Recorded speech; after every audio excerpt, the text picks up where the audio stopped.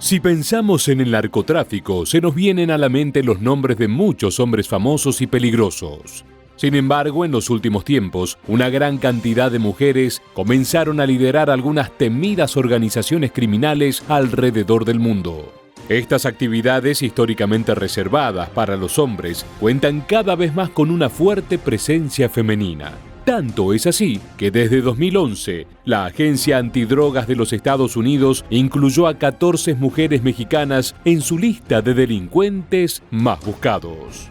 Por eso en este video te contaremos las historias de algunas de las jefas narcos más importantes, sus orígenes, sus delitos y dónde se encuentran en la actualidad.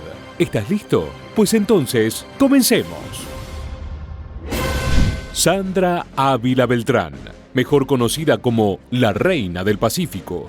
Esta joven pertenecía a una organización criminal que traficaba cocaína desde Colombia y México hacia los Estados Unidos. Debido al enorme interés que generó su caso, se han escrito distintas versiones sobre su vida y detención. A continuación, te contaremos algunas de ellas. Sandra Ávila Beltrán nació en 1960 en Mexicali, Baja California. Sus padres, María Luisa Beltrán Félix y Alfonso Ávila Quintero, poseían fuertes vínculos con los grandes líderes del narcotráfico. Al provenir de una familia de contrabandistas, Sandra estuvo desde temprana edad inmersa en el peligroso mundo del tráfico de drogas. Incluso, algunos creían que su tío era Miguel Ángel Félix Gallardo, mejor conocido como el Jefe de Jefes. Sin embargo, la Reina del Pacífico se encargaría de desmentir aquella información tiempo después. De todas formas, esta criminal admitió tener contacto con varios capos de la droga sumamente conocidos. El Chapo Guzmán, el Mayo Zambada y los hermanos Arellano Félix son algunos ejemplos de ellos. Pero, ¿cómo comenzó su propia historia dentro de este negocio? En un principio, Ávila Beltrán soñaba con ser periodista. Por ese motivo, cuando tenía 18 años, decidió ingresar a la Universidad Autónoma de Guadalajara para estudiar la carrera de Ciencias de la Comunicación.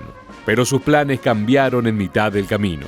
Según los relatos de sus compañeros, Sandra era una persona callada y se mostraba en un estado de permanente desconfianza. Pero a pesar de su carácter introvertido, nunca le faltó el lujo y el glamour. De hecho, era bastante común verla llegar a clases con vehículos que costaban una fortuna. Sus características y comportamientos comenzaron a levantar sospechas. Todo esto a pesar de sus esfuerzos por evitarlo, ya que trató de mantener un perfil bajo y pasó desapercibida viviendo en sitios como Guadalajara y Jalisco. Pero aquella suerte no le duraría para siempre.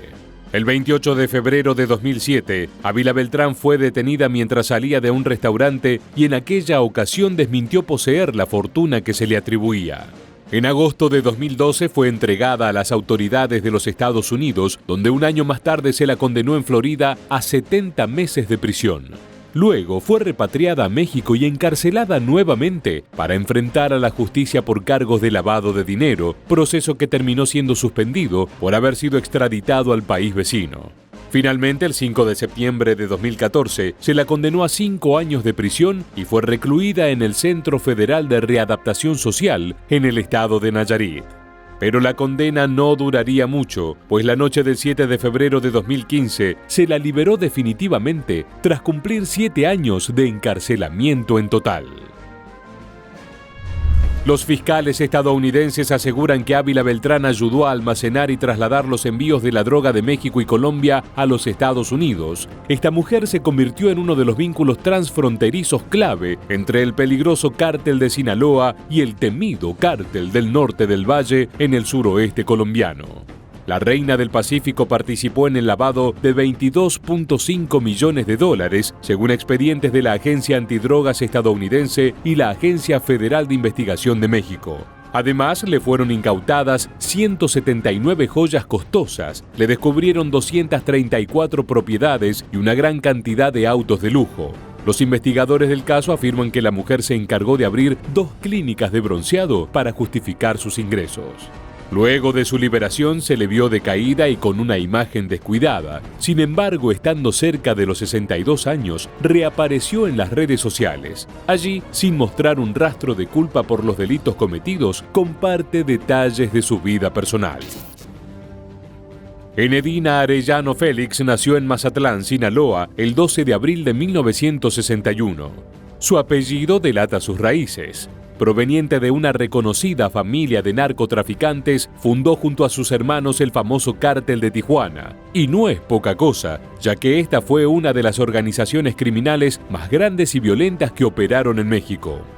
Con el tiempo, esta mujer recibió apodos como la jefa, la madrina o la narcomami, y estas formas de referirse a su persona no fueron en vano, ya que se transformó en la heredera de la fortuna del imperio narco que sus hermanos cimentaron, pero que ella también ayudó a mantener. Su cargo dentro de la organización era uno de los más importantes, pues tenía la tarea de gestionar y blanquear la fortuna amasada por el sucio negocio de las drogas. Enedina se matriculó en una universidad privada de Guadalajara y se graduó con una licenciatura en contabilidad, pero no hizo uso de sus conocimientos trabajando en lugares legales. Debido a su formación, en un principio esta mujer fue designada para desempeñar el papel de contadora logística de la organización criminal familiar. Allí se ocupaba de blanquear las ganancias generadas mediante múltiples farmacias y negocios de bienes raíces. Durante la mayor parte de la década de 1990, el Cártel de Tijuana estuvo encabezado por los hombres de su familia, mientras que Enedina los asesoraba en el lavado de dinero y los ayudaba con la administración financiera. Pero las cosas se comenzaron a complicar y los papeles se transformaron. Algunos de sus hermanos murieron y otros fueron encarcelados luego de sobrevivir a sangrientos enfrentamientos con organizaciones rivales y con la ley. Finalmente todo se terminó de desplomar luego del arresto de Eduardo Arellano Félix, llevado a cabo en el año 2008. A partir de ese momento, Enedina quedó plenamente a cargo del negocio familiar, ocupándose de otras cuestiones que iban más allá del aspecto financiero. Una vez convertida en el cerebro principal del cártel, Enedina se encargó de gestionar de manera directa las actividades relacionadas al lavado de dinero y de llevar adelante distintas alianzas. De hecho, sus contactos históricos con los proveedores de drogas en Colombia lograron mantener a flote la organización.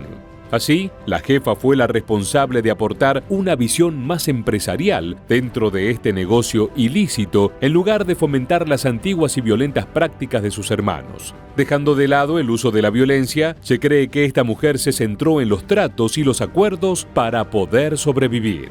Pero, ¿cómo continúa su historia?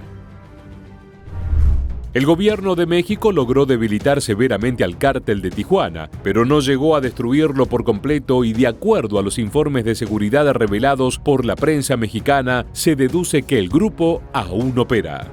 Este cártel, que supo ser sumamente poderoso durante los 80 y los 90, ahora funciona como una pequeña organización. Por su parte, se sabe poco de su líder femenina y se cree que podría seguir realizando trabajos ilegales. Sin embargo, en la lista de las 14 mujeres delincuentes más buscadas de la Agencia Antidroga de Estados Unidos no aparece el nombre de Enedina Arellano Félix. Esto se debe a la falta de pruebas y el perfil bajo que la caracterizó desde sus inicios. Por este motivo, esta criminal disfruta de su libertad posiblemente en algún lugar de México, acumulando grandes fortunas obtenidas de las maneras menos honestas. Guadalupe Fernández Valencia. La última criminal de nuestra lista es mejor conocida por su alias La Patrona. Originaria del estado mexicano de Michoacán, esta mujer movía tanto drogas como dinero para el Cártel de Sinaloa, una de las organizaciones criminales más influyentes de los últimos tiempos y a cargo de reconocidos líderes masculinos. Veamos cómo empezó su camino en este terrible mundo del tráfico de drogas y cómo terminó por unirse al temido grupo. Guadalupe se sumó al cártel en 2007 cuando se mudó a la ciudad de Culiacán, en Sinaloa. Sin embargo, antes de tomar esta arriesgada decisión, no estaba limpia de actos delictivos. Anteriormente, Fernández Valencia estuvo presa durante 10 años en Estados Unidos por otros delitos no relacionados al narco, de los que no se conocen muchos detalles. Sin embargo, es posible afirmar que se trató del entrenamiento perfecto para dar pie a lo que seguiría. Pues en febrero de 2007, junto con su hermano Manuel Fernández Valencia, comenzaron a traficar para el famoso Joaquín El Chapo Guzmán. En 2010, Guadalupe dejó el negocio por la detención de su hermano. Sin embargo, 2 años más tarde regresó. Durante sus años activos se encargó de cometer varios crímenes de alta gravedad. Los investigadores afirman que Fernández Valencia formó parte en las operaciones que el cártel realizó para usar aviones, submarinos, vehículos y túneles con el fin de introducir enormes cantidades de drogas en los Estados Unidos. Esta mujer se encargó de importar metanfetamina, cocaína, marihuana y heroína en territorio estadounidense. Según las investigaciones realizadas sobre este caso, los cargamentos de droga en cuestión procedían de países de Asia y de Centro y Sudamérica. Y no solo eso, también se la acusó de lavado de dinero de Los Ángeles a Guadalajara a través de casas de cambio, quedándose con el 3% de las cantidades que movía. Pero esta criminal no pudo salirse con la suya, ya que en 2016 fue detenida y catalogada como la mujer más poderosa del cártel de Sinaloa. Finalmente, en 2019, la patrona se declaró culpable por narcotráfico y lavado de dinero. Mientras Joaquín Guzmán Loera, el líder del cártel de Sinaloa, recibió cadena perpetua en una corte de Brooklyn, Guadalupe Fernández Valencia solo fue condenada a 10 años de cárcel, aunque merecía la misma sentencia que su compañero. Entonces te preguntarás, ¿cómo evitó tener cadena perpetua? Simple, cooperando con las autoridades estadounidenses. La patrona se encargó de compartir información clave que fue utilizada para el juicio contra Joaquín Guzmán y otros miembros del cártel de Sinaloa. Pero con este acto la temida mujer arriesgó su vida y la de sus hijos, ya que reveló la manera de operar de su organización criminal. Finalmente, Guadalupe podría salir de prisión en menos años de los establecidos. Desde su arresto en 2016 en Culiacán y un pedido de extradición de Chicago, el tiempo que estuvo presa tanto en México como en Estados Unidos será tomado en cuenta para el total de su sentencia. Durante su juicio, la patrona se mostró arrepentida y pidió disculpas por los actos que realizó. Por otro lado, los detalles de su declaración permanecen como archivos sellados y clasificados en el Tribunal Federal de Chicago como parte de las evidencias del juicio más grande sobre el narcotráfico en la historia del Estado.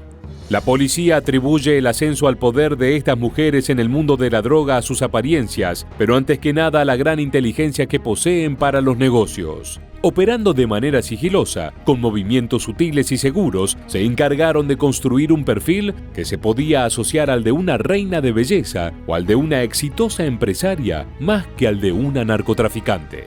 Así lograron engañar a un gran número de personas y evitaron pagar las condenas que merecían. Llegamos al final de nuestro video y queremos agradecerte por acompañarnos hasta acá. Te esperamos en el próximo episodio de Militarmente.